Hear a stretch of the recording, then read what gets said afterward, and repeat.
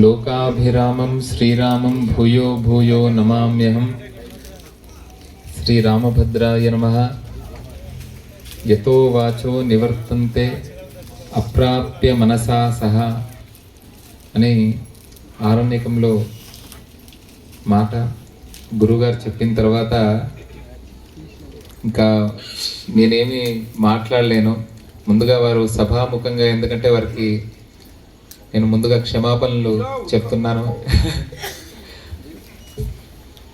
కుపుత్రో జాయేత క్వచిదపి కుమాత నభవతి న మంత్రం నో యంత్రం. నాకు సంగీతము రాదు, శాస్త్ర విషయము తెలియదు. ఏదో రాముడి ఆరాధన, రామపాద సేవ చేస్తున్నాను. గురుగారితోని ఒక 3 సంవత్సరాల క్రితం చాలా దగ్గర, అంటే ఇంకా మా ఇంట్లోనే గురువుగారు అంటే ఒక అన్నలాగా, ఒక తండ్రిలాగా. మా అమ్మ నాన్న ఎలానో వారు కూడా అలానే ఇప్పుడు దగ్గరే. నేను ఫోన్ చేయకున్నా 2-3 సంవత్సరాల నుండి దూరంగా ఉన్న కొన్ని, అంటే ఏంటిదంటే అది బద్ధకం అంటారు అన్నట్టు కొన్ని. అందుకని అందరితో కమ్యూనికేషన్ కనీసం ఒక వాట్సాప్ రూపంగానన్నా కూడా పంపించాలంటారు.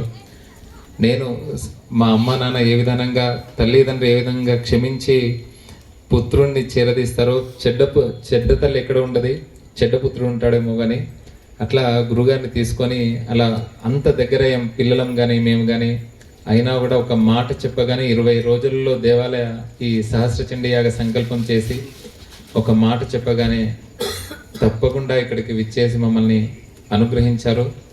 మేము వారిని సభాముఖంగా ఇక్కడ శ్రీరామ నవరాత్రులు కానివ్వండి, భాగ్యనగరానికి ఎప్పుడొచ్చినా సరే ఇప్పటి నుండి తప్పకుండా వారితోని కనీసం 3 రోజులకోసరైనా కూడా నేను మాట్లాడుతూ ఉంటాను. కావున వారు మమ్మల్ని క్షమించి మేము రామభద్ర క్షేత్రం తరఫు నుండి చిన్నగా స్వామివారి యొక్క ప్రసాదాన్ని మా చంద్రశేఖర్ అన్న మేమందరం కూడా అసలుకు అక్కడ పట్లూరు సోమయాజుల గురువు గారు దానికి స్వతంత్రంగా నేను తీసుకువెళ్ళే భాగ్యం కలిగింది. మా చంద్రశేఖర్ అన్న కూడా 2 మాటలు మాట్లాడవలసింది.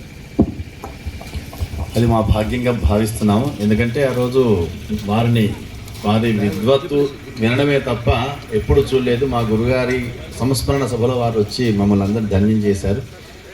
అందులో ఈరోజు రాముడి ప్రీత్యర్థం చేస్తున్నటువంటి ఎటువంటి కామ్యం లేకుండా, అంటే అడిగితే ఏమడిగారో అది ఇస్తారు, అడగకుండా ఉండే సంకల్పము మనకి ఏది కావాలనో ఏది అవసరమో అది ఇస్తాడు భగవంతుడు.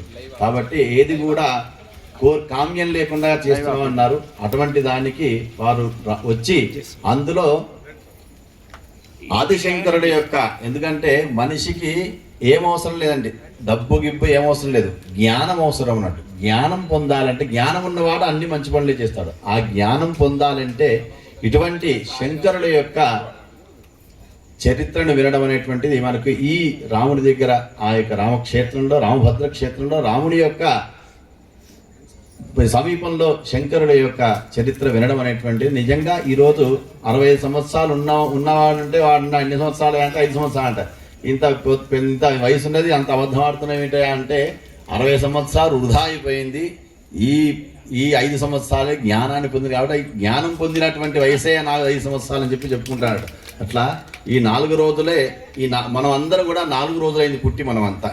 ఎందుకంటే మొదటి నుంచి అన్నీ అక్కడ ఇంతమంది నారుద్ర క్రమపాఠిన, రుద్రుడైతేనే కానీ క్రమాంతం పూర్తి చేస్తాడు. అటువంటి వేద పండితులు 50 మంది వేద పండితులు, మిగతా వాళ్ళందరూ స్మార్త అందరూ గొప్ప గొప్ప పండితులు. అందులో వీరు వచ్చి ఈరోజు వారు కూడా సంగీతంలో, సాహిత్యంలో అన్నిట్లో వారు గొప్ప విద్వాంసులు. వారు ఈరోజు వచ్చి చెప్పడం అనేటువంటిది మనకు అంటే జ్ఞానభిక్ష పెట్టాడంటే ఈరోజు మనకు వారు. ఎందుకంటే ఆదిశంకరుల యొక్క చరిత్ర వింటే చాలు అంటే, ఎందుకంటే మనం ఎవరికి ఆదిశంకరుల యొక్క చరిత్ర తెలియదంట. అన్ని విష్ణు సహస్రాలు చదువుతారు, వివాహం కాలేదని చెప్పి సుబ్రహ్మణ్యాసం చదువుతుంటారు. ఎవరు రాస్తారు, గురువును తలుచుకోకుండా చేసిన ఎందుకు మాకు కలగడం లేదంటే ఫలితాలు రావడం. ఎందుకంటే గురువు ఎవరో, అది ఎవరి ఉచ్చిష్టమో అది తెలియకుండా మనము చదవడం వల్ల దాని యొక్క ఫలం రాదన్నట్టు. ఈరోజు ఇవన్నీ మనం ఏది చదువుతున్నా అది శంకరుడి యొక్క ఉచ్చిష్టమే. కాబట్టి ఈరోజు శంకరుడి యొక్క చరిత్ర చెప్పి మనందరినీ కూడా 4 సంవత్సరాలకే, అంటే 4 రోజులకే పుట్టిన మనము 4 రోజులకే మనల్ని జ్ఞానవంతులు చేసినటువంటి వారికి సాష్టాంగ నమస్కారాలు తెలియజేస్తూ శుభం. స్వస్తి.